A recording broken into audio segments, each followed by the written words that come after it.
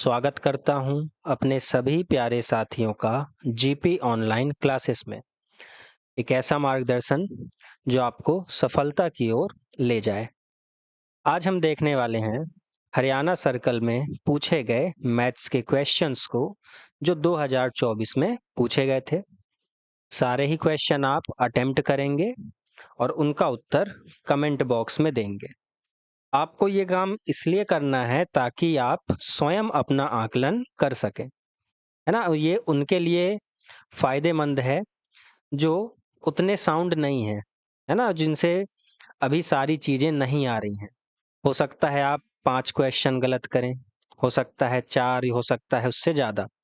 आप जब डेली अपना आकलन करेंगे आपको पता चलेगा कि आप कितनी गलतियां कर रहे हैं और आप में कितना सुधार हो रहा है। ठीक है, तो बढ़ते हैं आज के पहले प्रश्न की तरफ। जो व्यक्ति नहीं जुड़ पाए हैं जल्दी से जुड़ जाइएगा। क्वेश्चन नंबर 61, सिंप्लीफिकेशन यहाँ पे करना है तो जल्दी से सॉल्व करें। देखिए आपसे पूछा गया है 18 × 8 प्लस 37.5% 216 का इसमें से क्या माइनस किया जाए, यानी x की वैल्यू हमें बतानी है। यहाँ पर है रूट का 1444 माइनस रूट में है 529।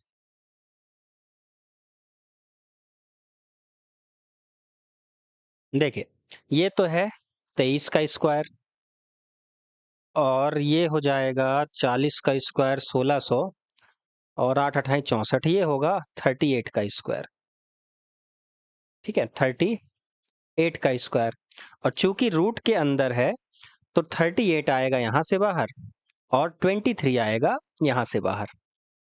यानी कहने का मतलब है ये है 38 × 38 और ये है 23 × 23। चूंकि अंडर रूट में है तो कोई भी संख्या अगर बाहर लानी है तो रूट के अंदर वह 2 बार आनी चाहिए, किसमें, मल्टीप्लिकेशन में। तो यहाँ से 38 बाहर, यहाँ से 23 बाहर। अब इधर वाले पे काम करते हैं। यहाँ पे क्या हो जाएगा, 18 8 144 ये तो हो गया, प्लस 37.5% ऑफ 216। देखिए 37.5%, इसका मैं फ्रैक्शन इस्तेमाल करने वाला हूं, है ना। ये कितना हो जाएगा, 3/8।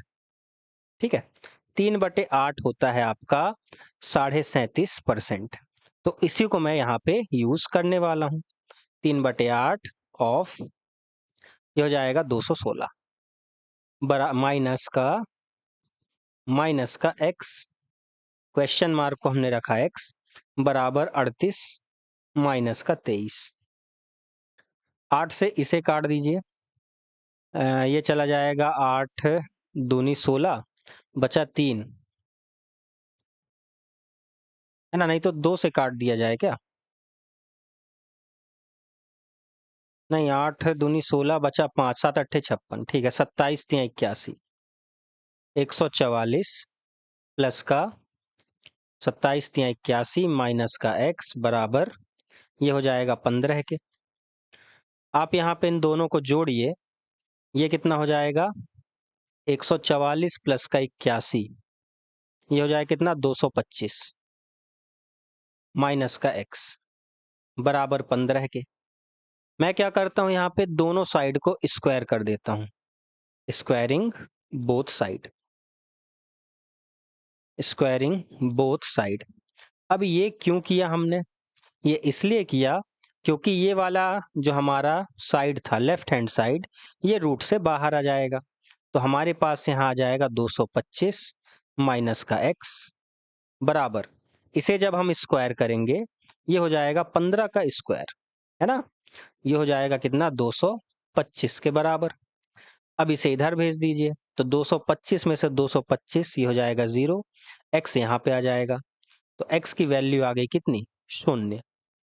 Option number C. चलिए आइए क्वेश्चन नंबर 62 पे, एक और सिंप्लीफिकेशन का क्वेश्चन है, इसे भी हल कीजिए। यहाँ पे आपको दिख रहा है 0.98 का क्यूब प्लस 0.02 का क्यूब। यानी यहाँ पर आप समझ गए कि ये जो क्वेश्चन है ना, ये स्क्वायर स्क्वायर नहीं, क्यूब का क्वेश्चन है, ए प्लस या ए माइनस बी के क्यूब का। यहाँ पर आपको फॉर्मूला रखना है, ठीक है। तो आप समझ गए कि ए प्लस बी के होल क्यूब का कुछ ना कुछ यहाँ पे इस्तेमाल होना है। और आप यहाँ पे क्या देख पा रहे हैं, आपको यहाँ पर दिख रहा है a cube plus b cube plus 3a और ये हो जाएगा b। और ये जो एक है ना, ये a प्लस बी है, क्योंकि मल्टीप्लाई में है। 0.98 प्लस 0.02, जब आप इसे ऐड करेंगे तो ये हो जाएगा 8 2 10, यहाँ पे 9 और 1 10, 1.0, यानी ये 1 के बराबर हो जाएगा। तो ये है गुणा में, यानी 3ab a प्लस बी। ठीक है, ये हो गया आपके पास। और ये होता है a प्लस बी के होल क्यूब का फॉर्मूला। और बाद में क्या है, माइनस का 1। तो हम क्या करेंगे, हम यहाँ पे ये जो हमारा एलिमेंट था ना, ये पूरा का पूरा, अगर मैं प्रश्न में दिखाऊं तो प्रश्न में ये भाग, ये पूरा, जहां पर ये जो 0.98 है ये a है, 0.02 है ये b है, इतने भाग पे मैं क्या करूंगा, a प्लस बी का होल क्यूब, इस वैल्यू को रख दूंगा, क्योंकि ये भाग और ये भाग दोनों बराबर है। तो यहाँ पर मैंने डायरेक्टली रखा a प्लस बी का होल क्यूब, और लास्ट में आपके पास माइनस का 1 बच जाएगा। तो a की वैल्यू यहाँ पर रख देंगे जो थी 0.98, और आपको यहाँ पर a प्लस बी की वैल्यू 1 मिली ही थी दोनों को जोड़ने पर, यानी ये हो जाएगा 1 का क्यूब माइनस का 1। तो 1 का क्यूब आपका 1 ही होगा, 1 में से 1 घट जाएगा, आंसर आ जाएगा 0। Option number D. कोई डाउट किसी भी व्यक्ति को? केवल फॉर्मूले का इस्तेमाल यहाँ पर हुआ है। जो a प्लस बी के होल क्यूब का फॉर्मूला प्रश्न में लिखा था, हमने उसे रिप्लेस कर दिया a प्लस बी के क्यूब से, और a प्लस बी बराबर था 1 के, तो 1 का क्यूब माइनस 1। आइए क्वेश्चन नंबर 63 पे। यहाँ पे आपको क्या करना है, ये जो स्टार मार्क है, ठीक है, प्रश्न में पूछा गया if star represents a number, यानी यहाँ पर कोई नंबर होगा, then the value of star in the following equation.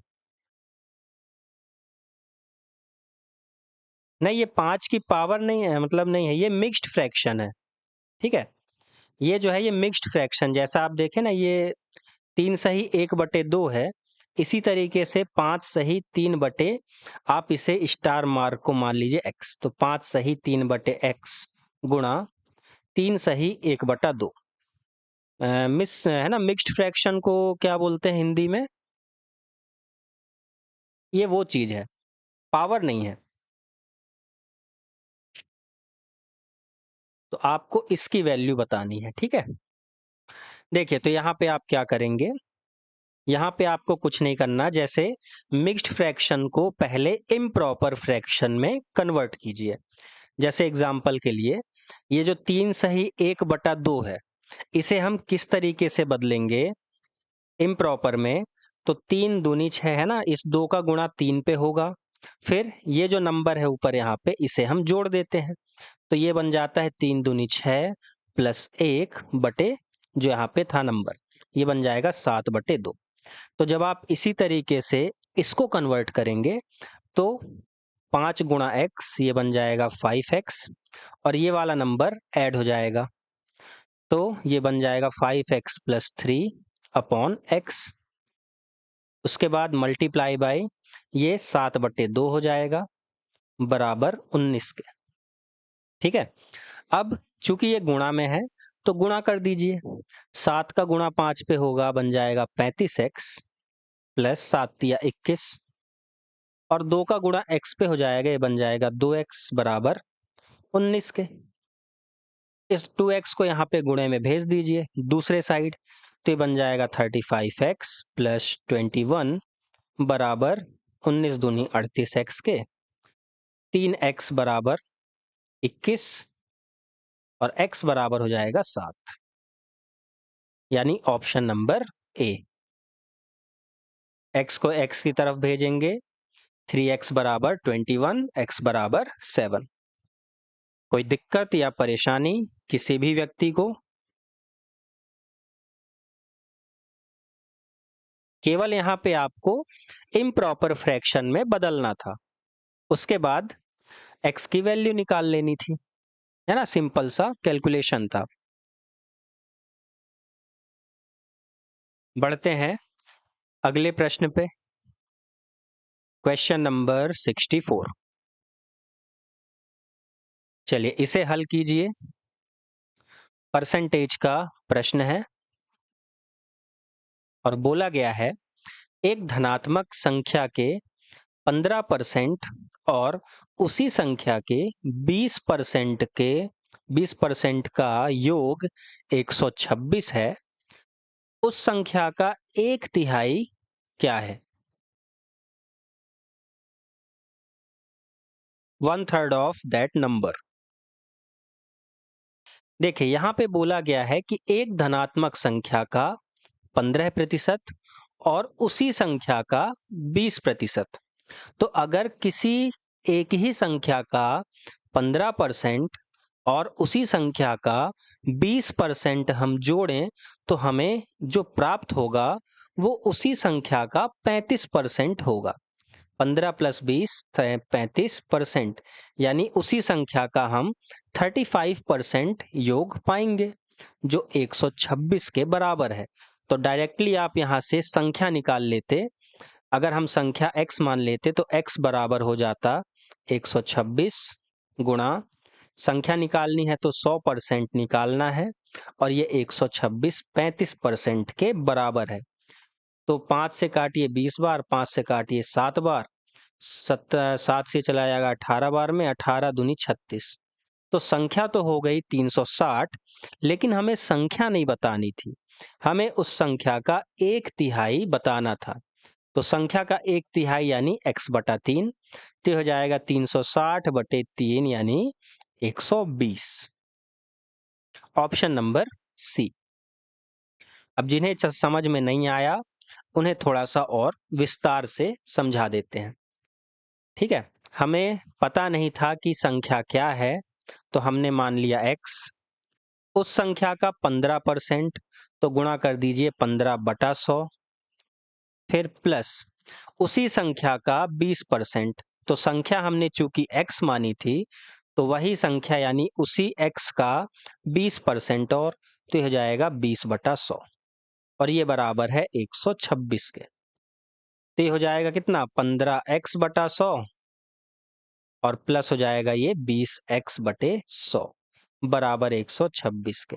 जब आप इसे और सॉल्व करेंगे तो ये हो जाएगा 35x/100 बराबर 126। तो 35x बराबर 126 इंटू 100 और x निकालेंगे तो 126 गुणा 100/35। ये चीज आप पाएंगे जो हमने यहाँ पर डायरेक्ट रखी थी। ठीक है, चलिए क्वेश्चन नंबर 65। एक और परसेंटेज का क्वेश्चन आपके सामने है, ध्यान से पढ़ें और उत्तर दें। चलिए, प्रश्न में बोला गया कि एक परीक्षा में उत्तीर्ण होने के लिए एक छात्र को कुल अंकों में से 780 अंक प्राप्त करने की आवश्यकता होती है। सोनू को 728 अंक मिले, उसे 5% से अनुत्तीर्ण घोषित कर दिया गया। एक छात्र परीक्षा में अधिकतम कुल कितने अंक प्राप्त कर सकता है? इसका मतलब आपसे मैक्सिमम मार्क्स पूछे जा रहे हैं। ठीक है, मैक्सिमम मार्क्स। अब देखिए, आप अगर देखें कि पास होने के लिए 780 अंक चाहिए थे, उसे प्राप्त हुए 728 और वह 5% से फेल हो गया।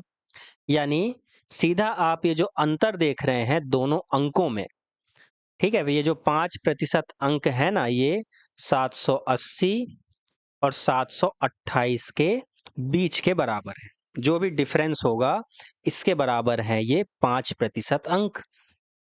क्यों? क्योंकि अगर ये 5% अंक मिल जाते तो वह छात्र पास हो जाता, यानी 780 अंक प्राप्त कर लेता। तो 5% अंक परीक्षा के ये बराबर हैं 52 अंकों के। अगर 5% अंक 52 अंकों के बराबर हैं तो कुल परीक्षा 100% अंकों की है।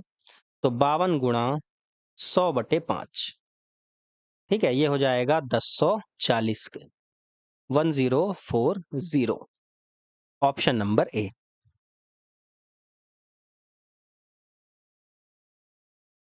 क्वेश्चन नंबर 66,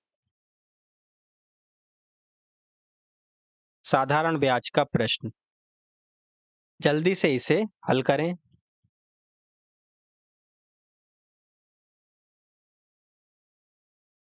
पूछा गया 400 रुपए की राशि 4 वर्ष में 480 हो जाती है। यदि ब्याज की दर 2% बढ़ा दी जाए तो नया मिश्र धन, ठीक है, केवल ब्याज की दर बढ़ाई जा रही है तो टाइम आपका वही रहेगा। टाइम रहेगा 4 इयर्स का और प्रिंसिपल भी सेम रहेगा 400 रुपीज। सबसे पहले क्या करिए, रेट ऑफ इंटरेस्ट निकालिए। वो कैसे निकलेगा? तो ये जो स्टेटमेंट है यहां से आपका निकलेगा पहले का, पूर्व का रेट ऑफ इंटरेस्ट, इसके बाद नया रेट आ जाएगा और उसके बाद आप निकाल लीजिए अमाउंट, जो कि आप सभी ने सही निकाला है। देखिए कैसे करेंगे। तो सबसे पहले यहां से आपको क्या क्या चीजें दिख रही हैं? प्रिंसिपल दिख रहा है, आपको टाइम दिख रहा है और यहाँ पे अमाउंट दिया गया है। तो आप यहाँ से निकाल लीजिए साधारण ब्याज पहले केस में।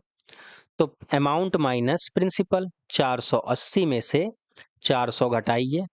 साधारण ब्याज कितना था? 80 रुपए। अब यहाँ से रेट निकाल लीजिए। तो रेट ऑफ इंटरेस्ट हो जाएगा साधारण ब्याज 80 गुणा 100 बटे प्रिंसिपल 400 था और टाइम था 4 वर्षों का।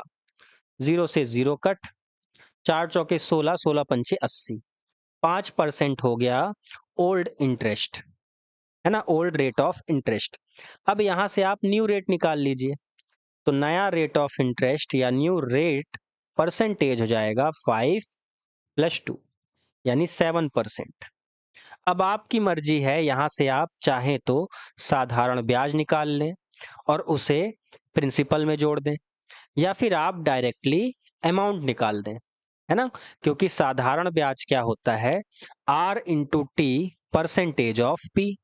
तो रेट 7%, समय था 4 वर्षों का। तो यहां से मैं डायरेक्टली अमाउंट भी निकाल सकता हूं। R/T कितना बन गया? ये बन गया 7 चौके 28%, यानी मेरा साधारण ब्याज बन गया 28% और प्रिंसिपल उसके लिए होगा 100%, स्वयं के लिए। तो 400 गुणा 128/100, है ना, 7 चौके 28, ठीक है। तो ये कट जाएगा 4 बार में, 400 और 28 दूनी 56, 56 दूनी 112, 512 रुपए। Option number C. Question number 67। देखिए यहाँ पे बोला गया कितने समय में 8% रेट से साधारण ब्याज मूलधन का 2/5 हो जाएगा। ठीक है, 2/5। आपको 2/5 का परसेंटेज मालूम है 40%, यानी 40% आपका साधारण ब्याज 8 वर्षों में हो रहा है। और साधारण ब्याज क्या होता है? R/T का गुणनफल। रेट आपको दिया है 8%, तो टाइम कितना हो जाएगा? 8 पंचे 40, 40/8 कर दीजिए, ये हो जाएगा 5 ईयर। ऑप्शन नंबर सी, ये आप मन में कर सकते थे। बाकी जिन्हें फॉर्मूले से लगाना है वो फॉर्मूले से भी हल कर सकते हैं।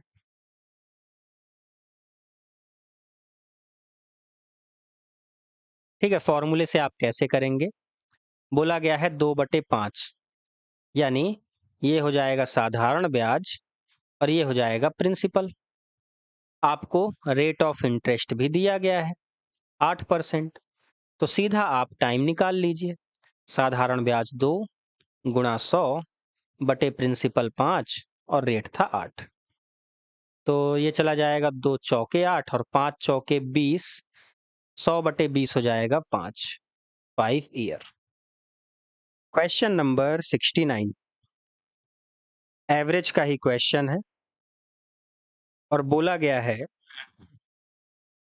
13 संख्याओं का औसत 68 है, पहली 7 संख्याओं का औसत 63, अंतिम 7 का 70, सातवीं संख्या। चलिए, तो सबसे पहले बोला गया कि 13 संख्याएं थी, है ना, और इनका जो औसत था वो कितना था? 68। तो अगर मैं इनका योग निकालूं इन 13 संख्याओं का, तो वो योग बन जाएगा 13 गुणा 68 या 68 गुणा 13। तो कितना आ गया योग? 13 सत्या 13 अट्ठे 104, कैरी आ जाएगा 10, 13 छंग 78 और 10 88, 884। अब इसके बाद क्या बोला गया कि फर्स्ट 7 ये जो नंबर्स हैं इनका औसत है कितना? 63, और आखिरी लास्ट 7 जो नंबर्स हैं उनका औसत है 70। आप चाहें तो पूरे 14 अंकों, ये जो है पूरे 14 नंबर जो हैं इनका भी औसत निकाल सकते थे। 63 और 60 इन दोनों को जोड़ के बटे 2 कर देते, तो ये पूरी 14 संख्याओं का औसत बन जाता, है ना। उस तरीके से भी आप हल कर सकते हैं। जैसे अगर आप चाहें, हो गया, अभी बेसिक से देख लीजिए। तो 7 गुणा 63, 63 गुणा 7, ये हो जाएगा 7 तियां 21, कैरी 2, 7 छंग 42 और 2 44, और इसका हो जाएगा 70 गुणा 7, 70 गुणा 7 ये हो जाएगा 7 सते 49, 490। तो आपने पाया कि यहाँ पर 7 संख्या पहले की और 7 संख्या बाद की, ये बन गई टोटल 14 नंबर्स, और इनका योग बन जाएगा 1 9 4 13, 4 4 8 और 1 9, 931। ठीक है, तो 14 संख्याओं का योग 931, 13 संख्याओं का योग कितना है? 884।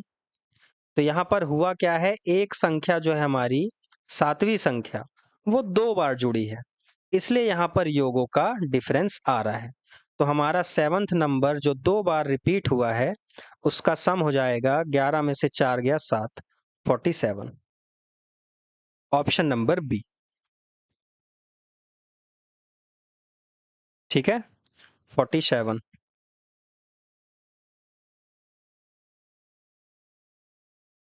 बढ़ते हैं अगले पे। क्वेश्चन नंबर 70 बोला गया है 6 संख्याओं का औसत 20 है, यदि एक संख्या हटा दी जाए तो औसत 15 हो जाता है। यदि हटाई गई संख्या के स्थान पर 39 जोड़ दिया जाए तो उन नई 6 संख्याओं का औसत होगा। देखिए, सबसे पहले तो आपको क्या करना है, आप यहाँ पर सबसे पहले 6th नंबर निकालिए, क्योंकि 6 अंक संख्याओं का औसत 20 है और 5 संख्याओं का औसत 15 है। तो यहाँ से आप सबसे पहले निकालेंगे 6th नंबर। उसके बाद 6वें नंबर को हटाना है, उसकी जगह पे 39 जोड़ना है। तो ये हटाने और जोड़ने में जो डिफरेंस आएगा उस डिफरेंस को आप 6 संख्याओं में क्या करिएगा, बांट दीजिएगा।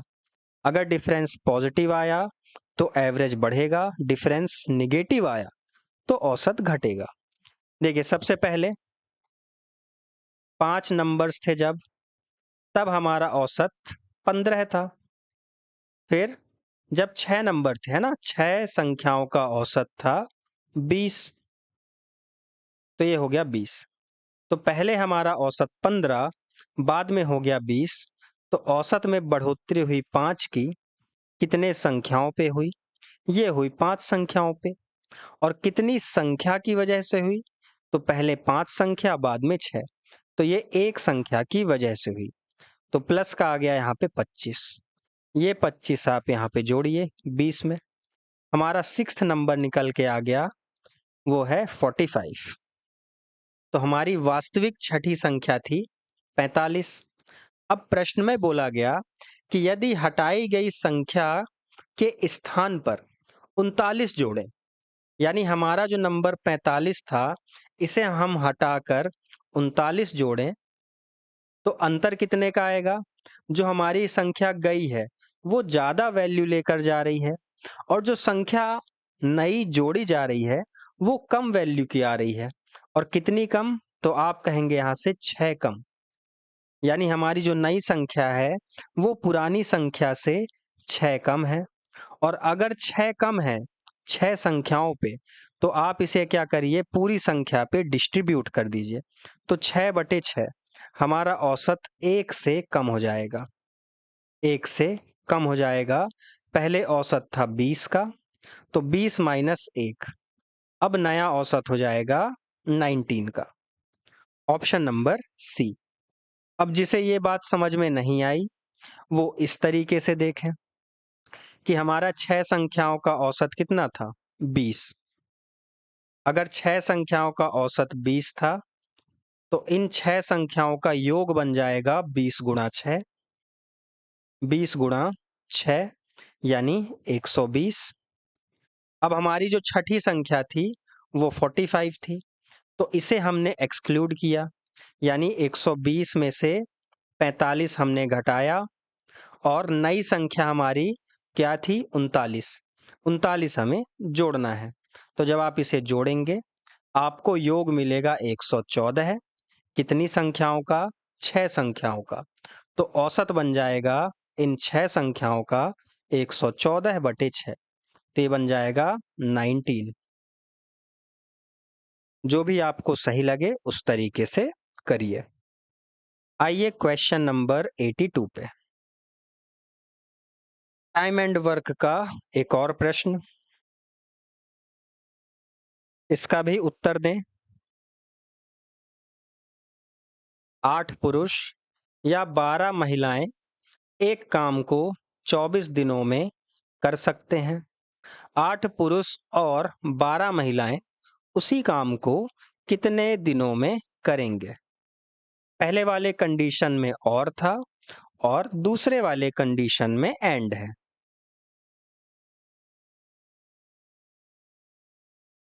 ठीक है,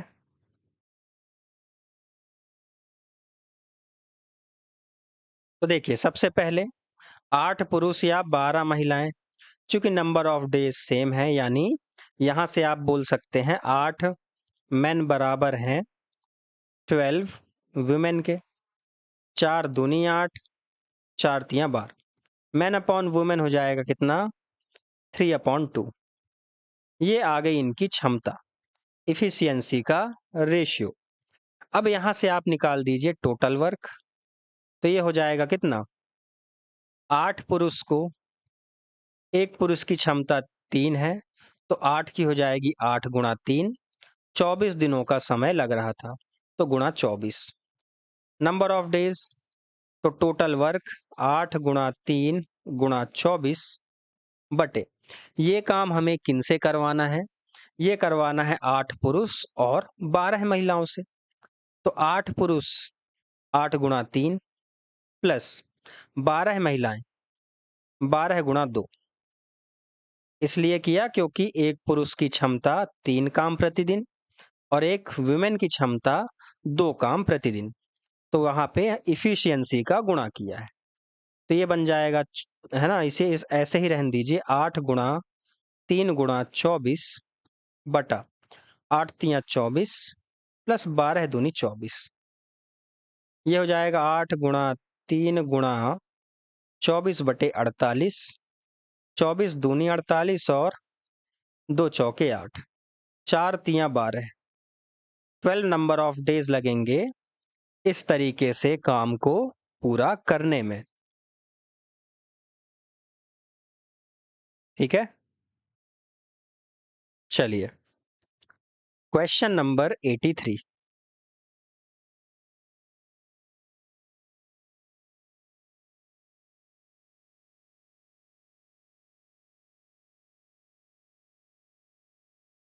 स्पीड एंड डिस्टेंस। यहां पर बोला गया कि 270 मीटर लंबी एक ट्रेन 36 की रफ्तार से चल रही है, तो यह 180 मीटर लंबे पुल को कितने समय में पार करेगी?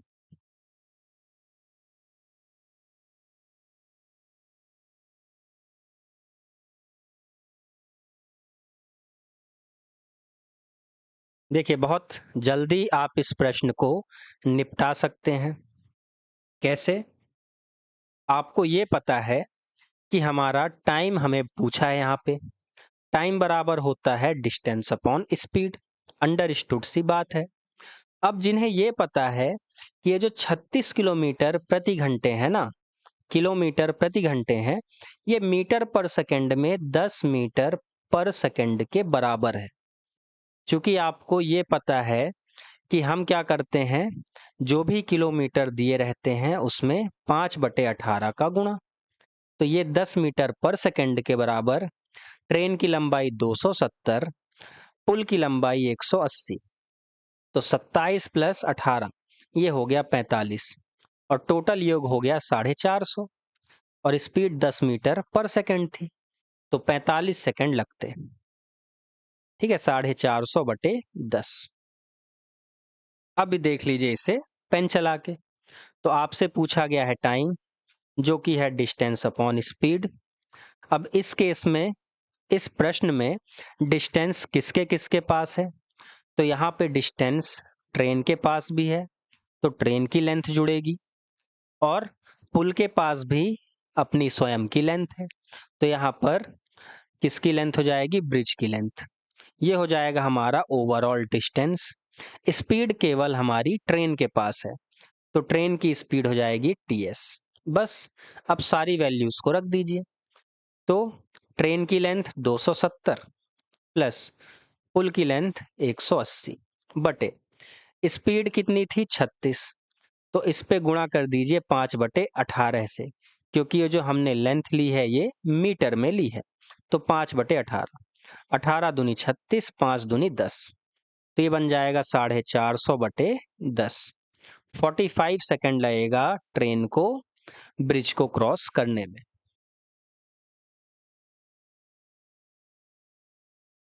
क्वेश्चन नंबर 84, एक और स्पीड एंड डिस्टेंस का प्रश्न।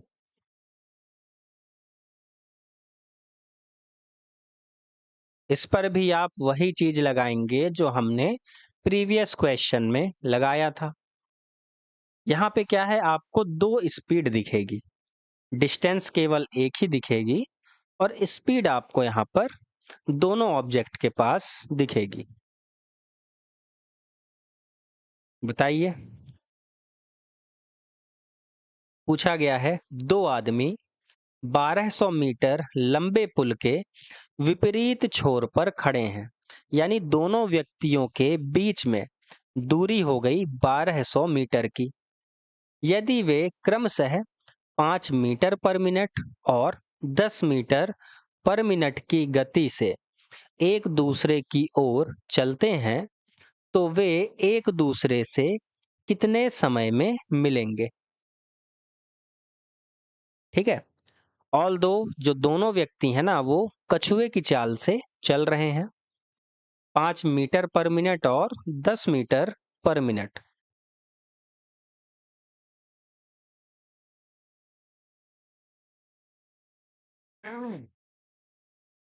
तो देखिए, यहां पर भी आपसे टाइम पूछा गया है, डिस्टेंस अपॉन स्पीड।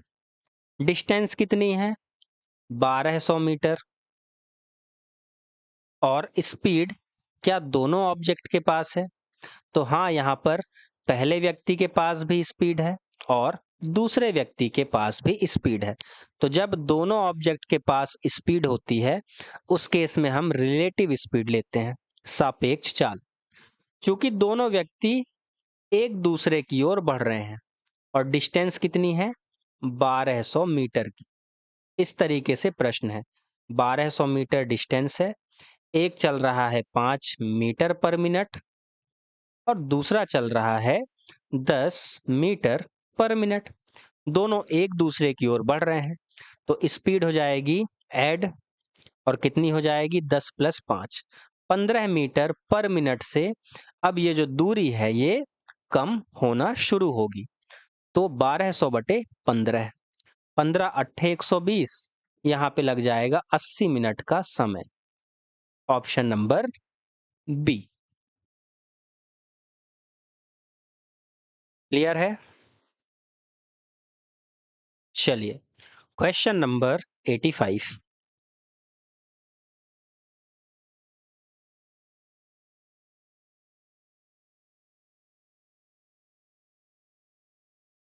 सभी इस प्रश्न पे आइए।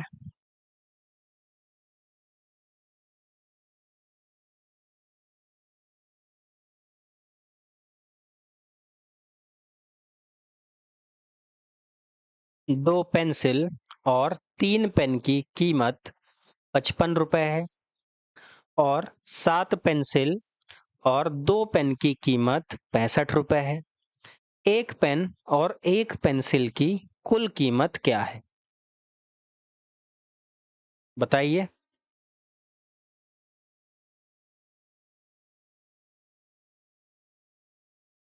एलिमिनेशन मेथड यहाँ पे लगाइए। आपको एक वस्तु की कीमत मिलेगी, वहां से दूसरे की निकालिए और फिर फाइनल आंसर दीजिए। देखिए, जैसा जैसा बोला गया है वैसे वैसे सबसे पहले इक्वेशन बना दीजिए। दो पेंसिल और 3 पेन, दो पेंसिल और 3 पेन, पेन को मैं पूरा लिख देता हूं, है ना, छोटा सा है, बराबर है 55 रुपए के। फिर दो पेन, अच्छा 7 पेंसिल और 2 पेन, 7 पेंसिल प्लस 2 पेन, ये बराबर है कितने के? 65 रुपए के। ठीक है, हमें क्या करना है? किसी एक को बराबर करके एलिमिनेट करना है। तो हम पेन को बराबर कर देते हैं, है ना। यहाँ पर 3 है, यहाँ पर 2 है, तो यहाँ पर मैं गुणा कर देता हूँ 2 से और यहाँ पर गुणा कर देता हूँ 3 से। ठीक है, पूरे पे। तो जब 2 से गुणा हो जाएगा, ये बन जाएगा 2 दूनी 4 पेंसिल प्लस 6 पेन बराबर 110 के। फिर 3 सत्ते 21 पेंसिल प्लस 6 पेन बराबर हो जाएगा 65 तिया 195 के। अब मैं क्या कर रहा हूं? दोनों इक्वेशन को माइनस कर रहा हूं, पहले वाले में से मतलब दूसरे को माइनस। तो यहां पर मैंने लगाया माइनस का साइन, माइनस माइनस। तो 21 है ना, बड़ा है, माइनस में है, तो यहां से निकलेगा माइनस का 17 पेंसिल बराबर, यहां पर भी माइनस की वैल्यू बड़ी है, तो ये घट के बनेगा माइनस का 85। दोनों जगह माइनस माइनस है, तो ये हो जाएगा प्लस का। तो 17 पेंसिल बराबर 85, तो एक पेंसिल हो जाएगी 5 रुपए की। और एक पेंसिल अगर 5 रुपए की है, तो किसी भी इक्वेशन में आप वैल्यू रख के पेन की कीमत निकाल लीजिए। चाहे तो आप किसी में भी रख दें, जैसे मैं इसमें रख रहा हूं, है ना। दो पेंसिल, एक पेंसिल 5 की, तो दो पेंसिल 2 गुणा 5 प्लस 3 पेन बराबर 55 के। तो 3 पेन बराबर हो जाएगा, ये हो जाएगा 10 के बराबर, और इस 10 को इधर भेजेंगे, 55 में से घट जाएगा, बचेगा 45। तो एक पेन की कीमत एक पेन की कीमत हो जाएगी 15 रुपए और एक पेंसिल की कीमत थी 5 रुपए। तो एक पेन और एक पेंसिल, इसकी कीमत हो जाएगी 5 जमा 15 यानी 20 रुपीज। यही आपसे प्रश्न में पूछा गया था। समझ में आया? यहां पे हमने एलिमिनेट किया एक टर्म को। Question number 86।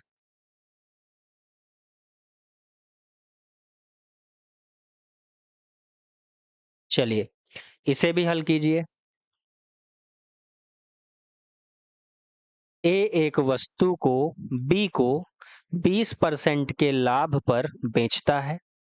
बी इसे सी को 25% के लाभ पर बेचता है।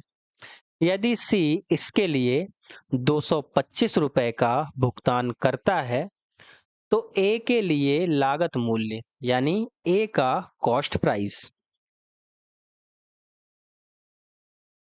पीवाईक्यू में हमने इस टाइप का प्रश्न देखा है, तो जल्दी से सभी व्यक्ति आंसर करें। प्रश्न को हल कर लेते हैं। देखिए, ए का कॉस्ट प्राइस हमें नहीं पता, हमने ए ही रखा। ए ने इसे बेचा 20% के लाभ पर बी को। 20% का फ्रैक्शन क्या होता है? 1/5 यानी 5 की चीज को 6 पर बेचना। तो 6/5 ये हो गया ए का सेलिंग प्राइस। फिर बी ने इसे 25% के लाभ पर बेचा। 25% यानी 1/4। 4 की वस्तु को 5 में, तो 5/4। इस तरीके से वस्तु को बेच दिया गया सी को। कितने रुपए में? 225 रुपए में। तो ए हमें निकालना था, तो ए को अपने पास रखिए, बाकी चीजों को राइट हैंड साइड भेज दीजिए। 225 गुणा 5 गुणा 4 और बटे में आ जाएगा 6 गुणा 5। 5 से 5 कट गया, 2 दूनी 4, 2 तिया 6, 3 से चला जाएगा 75 बार में, 75 दूनी हो गया 150। तो ए का सीपी बन गया 150 रुपए। ए का सीपी 150। चलिए क्वेश्चन नंबर 87।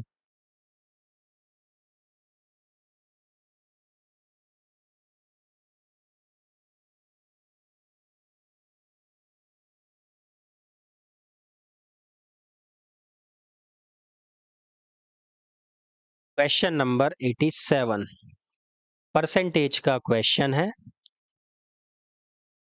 यहां पर बोला गया एक व्यक्ति अपनी आय का 10% बचा सकता है, लेकिन 2 साल बाद जब उसकी आय 20% बढ़ गई तो वह पहले जितना ही राशि बचा सका। उसके व्यय में कितने प्रतिशत की वृद्धि हुई? यानी हमें बताना है परसेंटेज इंक्रीज इन एक्सपेंडिचर। तो आप किसकी तुलना करेंगे? पहले कितना व्यय हो रहा था और वर्तमान में कितना व्यय हो रहा है, उससे आप बताएंगे परसेंटेज इंक्रीज इन एक्सपेंडिचर। तो कर लेते हैं प्रश्न को हल। 3 चीजें होती हैं, इनकम, एक्सपेंडिचर और सेविंग। आय, व्यय और बचत। हमें नहीं पता आय कितनी थी, मैंने मान लिया 100 रुपए। मेरी आय पहले थी 100, ये पहले का केस। 100 रुपए हम बचा कितना पा रहे थे? केवल 10%। तो 100 का 10% हुआ 10। तो अगर 100 में 10 बचाया हमने तो 90 हुआ होगा खर्च। फिर 2 साल बाद उसकी आय 20% बढ़ गई, तो 20% बढ़ी यानी 100 से 120 हो गई। और व्यक्ति उतनी ही राशि बचा पा रहा है जितनी पहले बचा पा रहा था, यानी सेविंग अभी भी क्या है? 10 ही रुपए है। सेविंग सेम थी, तो पहले भी 10 और अभी भी 10। तो अगर 120 में से केवल 10 बच रहे हैं तो खर्च हो रहे हैं 110 रुपए। तो पहले खर्च हो रहा था 90 और अब खर्च हो रहा है 110, यानी सेविंग बढ़ा है 20 रुपयों से। तो परसेंटेज इंक्रीज हो जाएगा कितना? 20/90 गुणा 100। इसे आप कायदे से बोल सकते हैं 2/9, जो बराबर होता है 22 सही 2/9 के। 0 से 0 कट गया, 200/9 हो जाएगा 22 सही 2/9%। कोई दिक्कत या परेशानी किसी भी व्यक्ति को?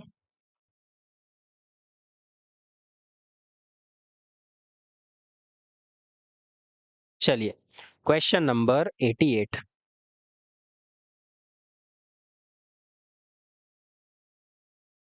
चलिए, एक और प्रॉफिट एंड लॉस का प्रश्न, और ये लगभग आपको ऑलमोस्ट हर टाइप के पीवाईक्यू में, हर पीवाईक्यू में इस टाइप का प्रश्न आपने देखा होगा। अगर 10 पीवाईक्यू हम डिस्कस करते हैं तो लगभग 7 से 8 पीवाईक्यूज में ये प्रश्न या इस टाइप का प्रश्न मिलता है, और इजी भी है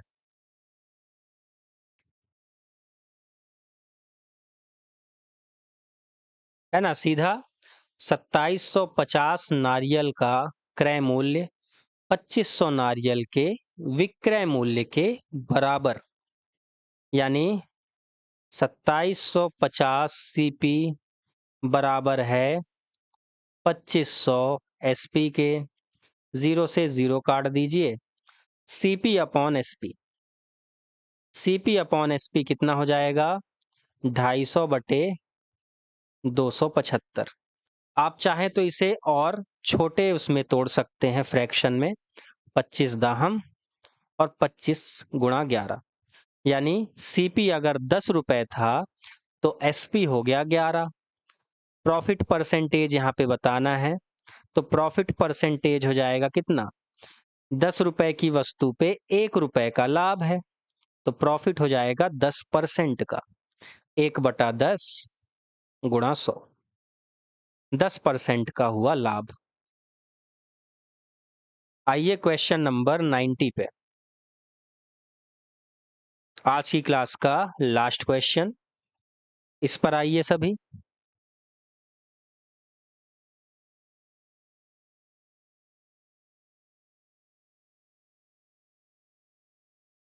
चलिए, साधारण ब्याज। किसी धनराशि पर 5% वार्षिक ब्याज की दर से 3 वर्ष और 4 वर्ष में प्राप्त साधारण ब्याज के बीच का अंतर 42 रुपए है। राशि क्या है? Principal value. देखिए, यहां पर क्या बोला गया है कि रेट ऑफ इंटरेस्ट 5% है, और एक केस में आपका जो रेट क्या है, टाइम है 3 साल है, और सेकंड केस में टाइम है 4 साल का, और साधारण ब्याज में अंतर है 42 रुपयों का। मैंने आपको बताया है कि साधारण ब्याज क्या होता है? R into T percent. ठीक है, R इंटू टी परसेंट किसका? प्रिंसिपल का। प्रिंसिपल का रेट गुणा टाइम, इसकी जो वैल्यू होगी ना, यही साधारण ब्याज के प्रतिशत के बराबर होगी। अब यहाँ पे आपको रेट दिख रहा है 5% और टाइम दिख रहा है 3%, और सेकंड केस में 5% और समय 4 साल का। तो 5 गुणा 4, पहले केस का ब्याज, सेकंड केस का ब्याज इतना हो गया, ये कितना बन गया? 20%। और दूसरे केस में जब 5% रेट हो और समय हो 3 साल, तो 5 गुणा 3 इतना बनेगा ब्याज, यानी 15% ब्याज। और दोनों के बीच में अंतर है 42 रुपए का, यानी प्रिंसिपल का 5%, प्रिंसिपल का 5% बराबर है 42 रुपए के।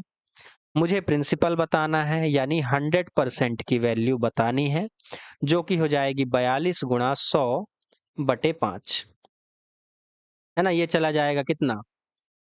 ये चला जाएगा 20 बार में, और ये 20 गुणा 42 हो जाएगा 840 के।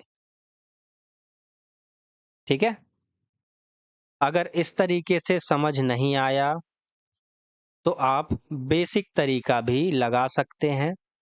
ठीक है, एकदम बेसिक मेथड। आपको प्रिंसिपल नहीं पता, किसी धनराशि पर बोला गया है, तो धनराशि मान लीजिए P। ठीक है, दोनों केस में धनराशि यही रहेगी और लगा दीजिए PRT का फॉर्मूला। ठीक है, PRT का साधारण ब्याज का फॉर्मूला।